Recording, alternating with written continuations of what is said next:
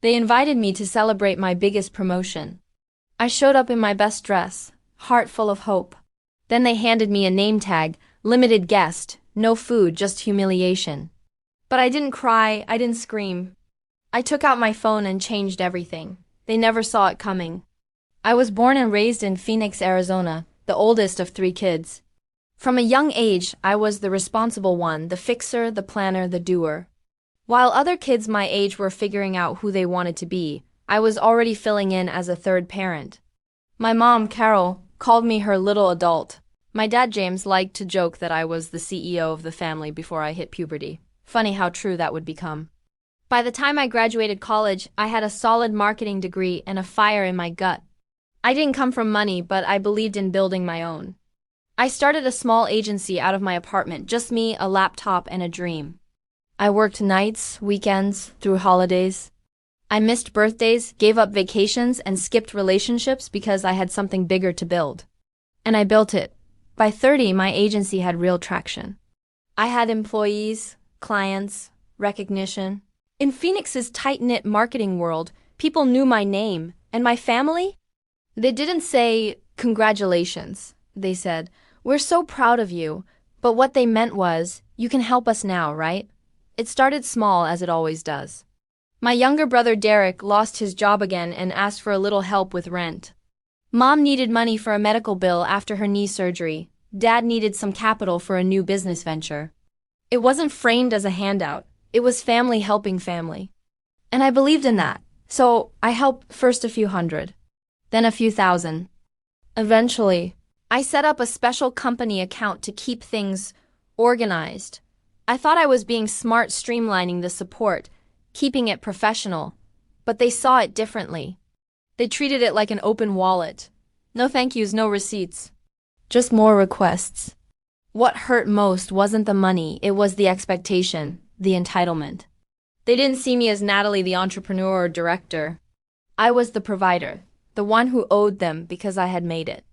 I kept quiet about the frustration, the resentment, the sleepless nights wondering how I'd keep up with both my business and their demands. I convinced myself they loved me, even if they didn't show it the way I needed. I told myself that one day they'd see me, not just what I could give. That hope is what kept me going. That one day I'd walk into a room and they'd celebrate me, not just use me. That my success would finally mean something to them. That maybe they'd be proud of me for real. But deep down, I think I always knew. My value in their eyes wasn't who I was. It was what I could give. That realization, the final crack in the illusion, would come later, during a glittering dinner under crystal chandeliers. But the betrayal? That started long before. The money didn't disappear overnight. It slipped away slowly, like sand through fingers, except it wasn't slipping.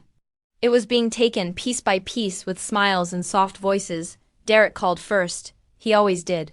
"Sis, I wouldn't ask if it wasn't serious," he said, voice cracking like he'd just cried. He'd lost another job, this time at a car dealership in Tempe. He swore he had something else lined up, just needed a little help with rent to bridge the gap. I sent $3,000 the same day. He promised to pay it back. He never did.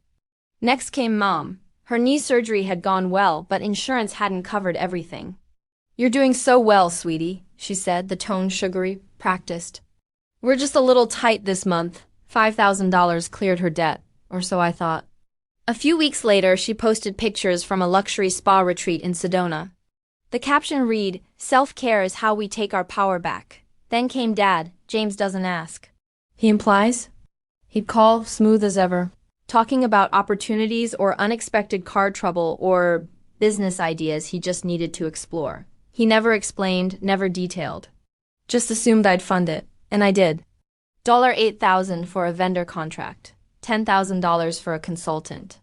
I never saw results, or even evidence those things existed. I told myself I was helping. That's what family does. That's what Grandma Helen always said. Family helps family, Natalie. It was her mantra, and I'd heard it since I was old enough to understand the word help. But over time, that phrase stopped sounding like wisdom. It started to feel like a trap. Still, I couldn't bring myself to cut them off. So, I tried to create boundaries instead. I set up a company account just for them, something separate from the agency's main budget, but still funded by my work. I gave them controlled access, hoping they'd respect it. Use it for real needs. Stop with the surprises. Big mistake. The account became their personal bank. Withdrawals appeared with vague notes: house repairs, urgent medical, consulting fee. I'd see $1,000 here, $2,000 there. Rarely over $5,000, never all at once but constant, like clockwork. My accountant flagged it after a quarterly review. "You've lost almost $50,000 in 3 years," she said, frowning over the spreadsheet. "You're enabling them." I didn't want to believe it. I'd grown up thinking sacrifice earned love. That if I kept giving, they'd eventually see me value me. But they didn't, not really. Derek used part of his rent money to buy a new gaming console. I found out from Instagram. A shiny setup, complete with LED lights and custom controllers. "New space, new vibe," his caption read. Not a word about being behind on rent. Mom's medical expenses turned out to be cosmetic treatments and weekend getaways. She even posted one of them, feet in a bubble bath, champagne in hand. Caption deserved. When I asked her about it, she laughed. "That's old," she said. "Don't be so serious." "Dad?" He stopped pretending altogether. When I hesitated about another investment opportunity, he went quiet for a few days, then texted a guilt trip. "It's fine. I'll figure it out myself." I thought you cared. That was his way. Never angry, just disappointed. It worked every time. I wasn't just bleeding money. I was bleeding trust, identity, peace. And every time I tried to talk to them about it, to say, "Hey, I need you to slow down," or "Can you send receipts?" I was met with offense. "You're so controlling, Natalie," Mom would snap. "You act like we're strangers," Derek said once. "This isn't charity. We're your family." But if family meant lying, leeching, and laughing behind my back, what exactly was I protecting? I started noticing the pattern. They didn't call to check on me. They didn't ask about my clients or campaigns. When I hit milestones, new clients, press mentions, promotions, there were no congratulations, just silence, or worse, more requests. And still, I clung to hope. Hope that maybe, just maybe, they'd wake up and realize how far I'd carried them. That hope would soon be tested and shattered in the most humiliating way possible. When the promotion finally came, it didn't feel like a surprise. It felt like justice. Years of late nights, risky pitches, client hand-holding, and more caffeine than sleep had paid off. I was officially director of strategy at my agency. A big title, a bigger responsibility, and a bigger paycheck. I was proud but also quietly aching. I waited for my phone to light up with congratulations. From friends, sure, but especially from my family. They knew how hard I'd worked. They'd seen it firsthand. Or at least, they'd benefited from it, but nothing came. No text from Mom, no call from Dad, no emoji-filled message from Derek. Just silence. I shrugged it off. Maybe they were busy. Maybe I'd tell them myself and they'd react with pride, maybe. Instead, the first person to acknowledge my success was my best friend, Monica. She showed up with cupcakes and a balloon that said, "Boss Babe." She hugged me like she meant it. "They're not going to clap for you, Nat," she said, reading my face. "They're used to you being the giver. You winning scares them. It reminds them they're not pulling their weight," I wanted to argue. Say she didn't know my family like I did. But her words hit too close to home. Monica had seen it all, heard my rants, my tears, my exhaustion. She'd warned me more than once. "They don't value you," she'd said. "They value your wallet." I told her it wasn't like that. That they were just in a rough patch. That once I reached a new milestone, everything would change. And that's when Dad called. His voice was warm, unusually warm. The kind of syrupy, polished tone he used when trying to close a deal or ask for money. "We're throwing a dinner to celebrate your promotion," he said. "Come early. We'll honor you, honor me." That phrase echoed in my chest. It felt like the thing I'd waited years to hear. I imagined it immediately, a big dinner at a high-end resort, laughter and clinking glasses, a toast from my dad saying how proud he was, my mom smiling without sarcasm, Derek giving me a real hug. Maybe this was it, the moment they'd finally see me for more than what I gave. Still, doubt crept in. Derek had been texting me earlier in the week, casually asking about my bonus. "Must be a fat check, huh?" he'd joked. Mom had mentioned a new car she wanted, not so subtly implying I might help her get it. Even Grandma Helen called out of the blue, her tone soft but laced with suggestion. "You're doing so well, sweetie. Could you help me with my phone bill?" Monica's voice echoed again. "They're playing you," but I shoved it aside. I needed this win. I needed to believe they could change. That maybe this dinner was a turning point. That maybe I wasn't the only one hoping for something better. Still, my instincts weren't quiet. I checked the company account, 2 new withdrawals. One labeled Derek Emergency Funds for $2,000, another from Mom $4,000, marked medical, but I hadn't heard about any emergencies or illnesses. There were no emails, no receipts, just disappearing funds. I sat at my desk, staring at the transactions. My fingers hovered over the deactivate button for the account access, but I hesitated. What if I was wrong? What if this dinner really was a celebration? So I didn't cancel anything. Instead, I got dressed for what I thought would be a turning point. I told myself this was the beginning of something new, a fresh chapter. It was, just not the kind I expected. The resort was stunning, exactly the kind of place you imagine for a celebration. Towering palms lined the entrance, the sun setting perfectly behind the mountains, casting a golden glow across the marble floors. Valets moved with precision, and the sound of laughter drifted from the grand ballroom. I stepped out of my car, adjusting my black dress, the one that made me feel powerful. Tonight was supposed to be about me. A moment of recognition, a night I remember forever. And it would be just not for the reasons I hoped. Inside, the ballroom shimmered. Crystal chandeliers threw light across polished floors, and guests mingled, champagne in hand. I scanned the room, nerves buzzing beneath my skin. Then a waiter approached me with a smile and handed me a name tag. I glanced down. Limited guest. My stomach dropped. What did that even mean? I looked around, confused. Derek stood near the bar, drink in hand, smirking as our eyes met. He walked over casually, his voice low. "That tag means no food." "Just drinks," he whispered, a mocking glint in his eyes. "Budget's tight, I guess." Before I could respond, Mom's laughter rang out loud and pointed. She was by the head table, chatting with some of Dad's colleagues. She clapped a hand over her mouth as if she couldn't believe how funny the situation was. "Isn't that a riot?" She said to no one in particular. A limited guest at her own party. Guests nearby turned, some chuckling awkwardly, others clearly uncomfortable. My face flushed hot. My feet rooted to the floor. This couldn't be real. My dad, James, was across the room, shaking hands and smiling like a politician. He hadn't even looked at me. Not once. I stood there for a few seconds too long, feeling the room spin. My name tag might as well have said outsider. They invited me to celebrate me and made me a second-class citizen in front of everyone. It was a setup, not a celebration. Not recognition. A show, a cruel joke. I walked toward the table, hoping maybe someone would say it was a mistake. That it was just a mix-up. But as I passed, no one stopped me. No one corrected the tag. I sat at the far end of the table, my heart pounding in my chest, hands shaking under the linen napkin. This wasn't miscommunication. It was intentional. I pulled out my phone and texted Monica. They gave me a limited guest tag.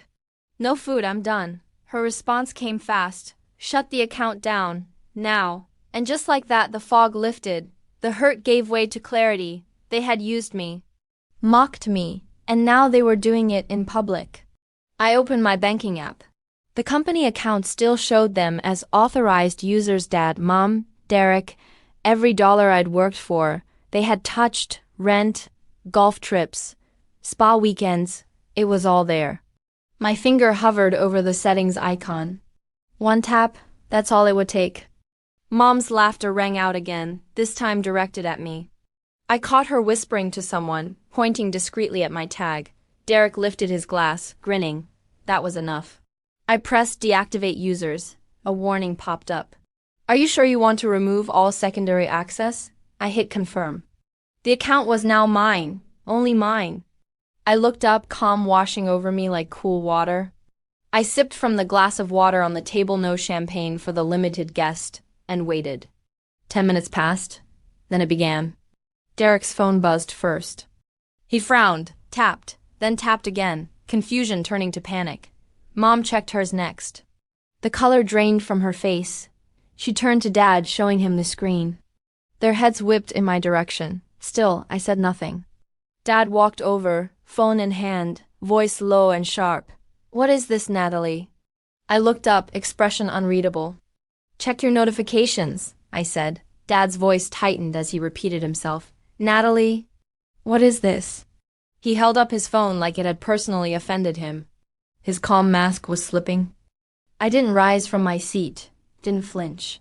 I just sipped my water and said again, "Check your notifications." He glanced down, eyes scanning the screen, his jaw clenched. "Access revoked? You locked us out?" Mom was next, storming over in heels far too loud for a woman supposedly struggling with medical bills. Her face twisted with disbelief and fury. "You're being dramatic," she snapped, waving her phone. "You embarrassed us." In public. "Like you embarrassed me?" I asked, my voice steady. "At my own celebration?" Derek barreled in after them, red-faced, panicking. "You can't just cut us off. I've got stuff depending on that account. Rent, bills. I need that money." I stood then, smoothing my dress. "You've had years of needing, and I gave, over and over, but this?" I pointed to my name tag still pinned on my chest. "This was the last straw," Mom scoffed. "It was a joke." "No," I said flatly. "It was a message. You didn't come to honor me. You came to use me, again." Dad took a step forward, his voice lowering like he was trying to reason with a child. "You're overreacting. Just turn the access back on." "We can discuss this at home," I smiled, not warmly. "There's nothing left to discuss." I walked past them toward the exit, heels echoing across the ballroom floor. Behind me, their voices rose, Dad calling my name, Derek pleading, Mom cursing under her breath. But I didn't stop, not this time. The night air outside was warm, the kind only Phoenix can serve after sunset. I reached my car and sat behind the wheel, my hands still, my heart calm. They thought they had me trapped. That I'd always fund their lives while they laughed behind my back. That I'd keep sacrificing for people who couldn't even clap when I succeeded. But I wasn't their ATM anymore. I was done, back at my apartment. I logged in again just to be sure. No access remained, no secondary users. Every account change was secure. My company's money, my money, was finally protected. I sent Monica a quick message. "It's done." Her reply came instantly. "Proud of you. You finally chose yourself." That night, I slept without tossing. No guilt, no second guessing. For the first time in years, I felt light. But they weren't done with me. 3 days later, a knock came at my door. And the real fallout began. Section 6. Family confrontation and fallout, 700 words. The knock at my door came just after sunset. I didn't have to check the peephole, I already knew. Their energy was too loud to ignore. When I opened it, there they stood, Dad, arms crossed and jaw set. Mom, already mid-eye roll. Derek, eyes darting with nervous energy. They stepped inside without waiting for an invitation, like they still owned space in my life. "You've gone too far, Natalie," Dad said as soon as the door clicked shut. "At your own celebration?" I didn't flinch. "You invited me there to humiliate me," I said plainly. "I just returned the favor," Mom groaned, tossing her purse on the couch. "It was a joke. A stupid little joke." "You didn't have to blow it up like this." "A joke?" I asked, voice sharp. "A name tag that said limited guest? Telling the waiter not to serve me dinner? That wasn't a joke." "That was the most calculated message you've ever sent me." Derek stood by the wall, shoulders tight. "You've screwed me over," he mumbled, not meeting my eyes. "I needed that account." "For what, exactly?" I asked. "Rent? Or your little crypto gambling problem?" His head snapped up. "You don't know what you're talking about." I stepped forward. "The money I gave you for rent, the $3,000? Gone, then more pulled later, without asking. My accountant flagged it." "You used my company's money for your own risks." "It wasn't like that," he said, defensive. "I was trying to grow it." "To pay you back. With Bitcoin," I shot back. "Stocks? NFTs? Are you serious?" Dad jumped in, his voice rising. "Stop interrogating him." "He's your brother, and I'm your daughter," I said. "The one you all drained for 3 years. Mom crossed her arms, her tone turning bitter. We raised you, we gave you everything. You owe us. I stared at her, stunned. No one answered. A name tag, I said quietly. And your laughter, Derek's voice cracked. It wasn't just about rent. I used some of it to cover debt. Some went into investments. I thought I could flip it, get ahead, and pay you back. I didn't think it'd get this far. You didn't think at all, I said. You saw me as your solution, not your sister. Dad's voice turned cold. You'll regret this, Natalie. Family is family. We don't abandon each other. No, I said, stepping toward the door and holding it open. Family respects each other. And you never respected me, Mom was fuming. So that's it? You're walking away? I'm walking away from being your ATM, your fallback, your doormat, I said. I'm not walking away from being Natalie. Derek looked like he wanted to speak, but I shook my head. Don't. Not unless it's an apology. He closed his mouth. They walked out one by one. Dad first, rigid. Derek next, silent. Mom last, throwing one last glare over her shoulder. I shut the door behind them, the lock clicking like a punctuation mark. It wasn't just the end of an argument, it was the end of an era. No more guilt, no more gaslighting. No more hoping they'd change. For once I wasn't the fixer. I was the one finally walking away from the wreckage. The silence didn't last long. A few days after the confrontation, I woke to my phone buzzing non-stop, texts, notifications, mentions. My stomach turned before I even looked. At the top of my feed was a Facebook post, public, of course written by Derek. Some people get a little success and forget who helped them get there. Selfish, ungrateful, sad. He tagged me. The comments were worse. Mom had shared it with a crying emoji and the caption, "So disappointed," Dad chimed in. Never thought my own daughter would betray us like this. They had flipped the narrative like pros. I wasn't the daughter who paid their bills, I was the villain who cut off her family. Cousins I hadn't spoken to in years were chiming in, taking sides. Neighbors liked and commented. The gossip spread faster than wildfire in the Phoenix heat. And it didn't stop at Facebook. On Twitter, now ex-Derek had posted screenshots of vague texts out of context, spinning them like I'd abandoned the family after getting rich. Mom retweeted every post, her bio still reading, "Proud mom of 3. The irony nearly choked me. Even worse, my agency clients saw it. I got polite emails, not outright accusations, but careful inquiries. "Hey Natalie, just wanted to check in about a few things we've seen online." I wanted to scream. Instead I called Monica. "Check your email," she said. Now, in my inbox sat a forwarded message from one of her connections in the industry. Derek had reached out to a rival agency, the one ID beat in a recent pitch offering them intel. He shared client lists, campaign notes, even early-stage concepts. My intellectual property, he'd tried to sabotage my business. I felt sick. But I wasn't shocked. I logged into my company's back-end systems immediately, changed every password, locked every file, revoked every external access. Derek hadn't worked for me, never had. But he knew enough to be dangerous. That night, I sat with my laptop, documenting everything. Screenshots of his posts, the emails, The slander. the attempted breach, the timeline of transactions, the lies. It felt like building a war chest. I reached out to my business attorney, a sharp woman I'd worked with on contracts. When I explained the situation, she didn't hesitate. "This is serious," she said. "You have grounds for a defamation claim. And if he leaked proprietary information, that could escalate to legal action." She told me to keep documenting, keep records, stay calm. We'd handle it the professional way. But inside I was burning. They hadn't just drained me financially, they were now attacking the one thing I built from the ground up, my reputation, my livelihood, my future. And still, I didn't post a thing in response.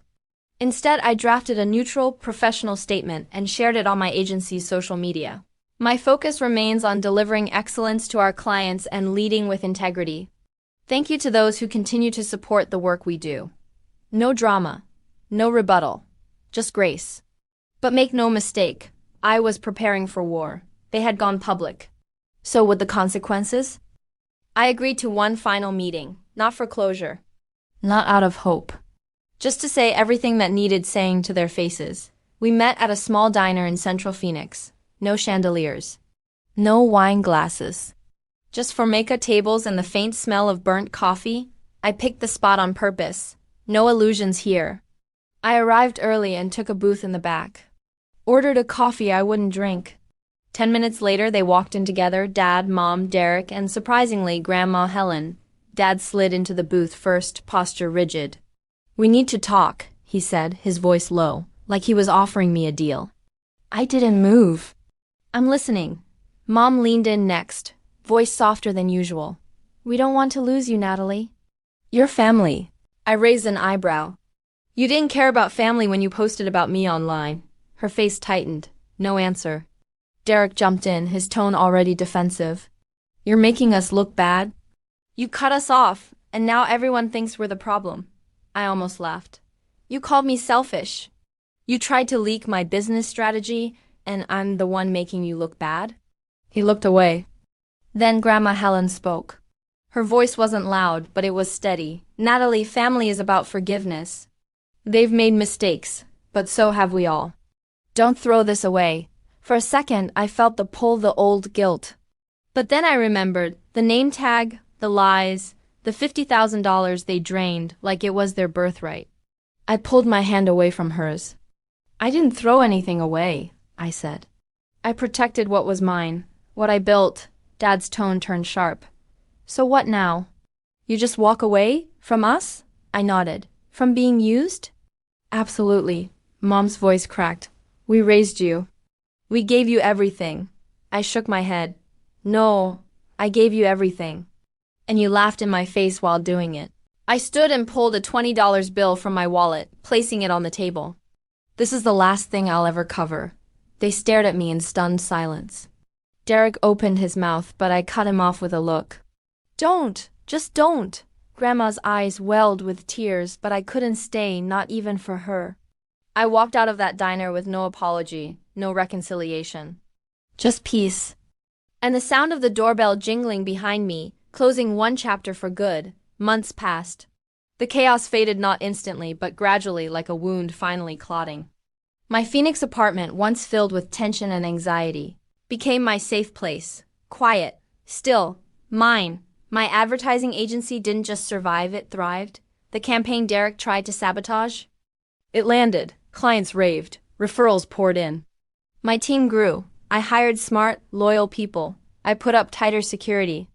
Legal protections. Clean contracts. Every inch of my business now had boundaries, something I had to learn the hard way.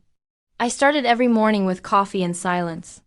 Not checking texts from family. Not wondering who needed money today. Just peace. Evenings were for strategy sessions, creative brainstorms, and the occasional glass of wine with Monica. She became my anchor, the one person who never asked for anything but my well-being. "You look lighter," she said once as we sat on my balcony watching the Phoenix sky burn orange. "I am," I replied. I didn't completely cut off news about my family. Phoenix is small. Word travels. Derek lost his job again, his investments backfired, debts piled up, and he couldn't keep the mask on at work. Mom and Dad downsized after missing payments. The house I once helped them keep. Gone. They moved into a rental, their lifestyle shrinking to fit their reality. I didn't feel satisfied, just steady. I wasn't angry anymore. I wasn't waiting for an apology that would never come. Grandma Helen texted me once. A short message. "I'm sorry. I didn't see how much they were taking from you." I stared at it for a while, thumb hovering over the reply button. But I didn't answer, not out of spite, just clarity. I'd spent years giving everything I had to people who only knew how to take. Silence was the space I needed. The choice I'd earned. Sometimes healing isn't dramatic. It's choosing not to explain yourself. It's walking away without burning down the house behind you. It is finally understanding that peace isn't found in fixing broken people, it's found in protecting yourself from them. And that's what I did. Every day I chose myself. I wrote new goals, launched new campaigns, took weekends off. I wasn't just building a business anymore, I was building a life on my terms. One night I stood in my office with the lights off, watching the Phoenix skyline glow against the dark. My desk was covered in plans, sketches, contracts, everything I used to think I had to share to earn love. Now, I kept what was mine. I'd lost a family, but I'd found freedom, and that was enough. Some people confuse love with loyalty, thinking if you give enough, they'll finally see your worth. I gave them money, time, second chances. In return, I got silence, betrayal, and a name tag that said, limited guest. But I'm not limited anymore. I chose myself, my peace, and my future, and I don't regret it. Not one bit. Would you have walked away too? Drop your thoughts in the comments. I'd love to hear your story. And if you believe in reclaiming your power and protecting your peace, hit like, subscribe, and share this with someone who needs to hear it.